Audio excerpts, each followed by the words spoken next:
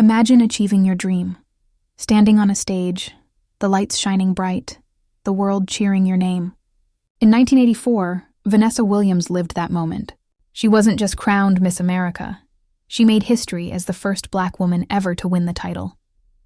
But only 11 months later, that crown would be stripped away, and her name would become the center of one of the biggest scandals in pageant history. This is the story of Vanessa Williams, her rise, her fall, and her powerful comeback. Vanessa Williams was a talented 20-year-old from New York, a singer, a dancer, and a bright young woman with big dreams. When she entered the Miss America pageant, she didn't just want to win. She wanted to represent something bigger. In 1983, Vanessa Williams made history when she was crowned Miss America 1984. Her victory was more than personal. It broke racial barriers in a competition that had long excluded women of color. Audiences loved her poise, her voice, and her confidence. For months, she was the face of American grace and success. But then everything changed. Just weeks before the end of her reign, Penthouse magazine announced plans to publish nude photos of Vanessa, pictures she had taken years earlier, long before she ever dreamed of wearing a crown.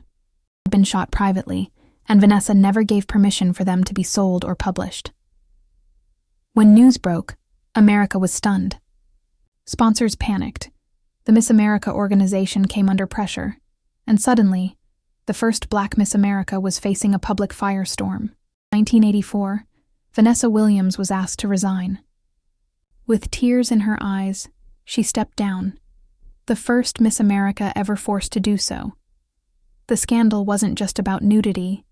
It sparked a national debate about privacy, consent, and morality, especially for women in the public eye. Vanessa said later, "I felt betrayed. Those photos were never meant for the world to see." For many, that could have been the end. But Vanessa Williams refused to let one scandal define her. She rebuilt her career, this time on her own terms. In the 1980s, she had launched a successful music career. Her debut album, The Right Stuff, went platinum.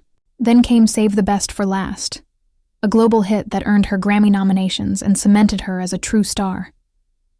Over the years, Vanessa became a respected actress, singer, and advocate, proving that resilience is stronger than scandal. And in 2015, over 30 years later, the Miss America organization formally apologized to her, acknowledging the pain she endured and celebrating her legacy as a pioneer.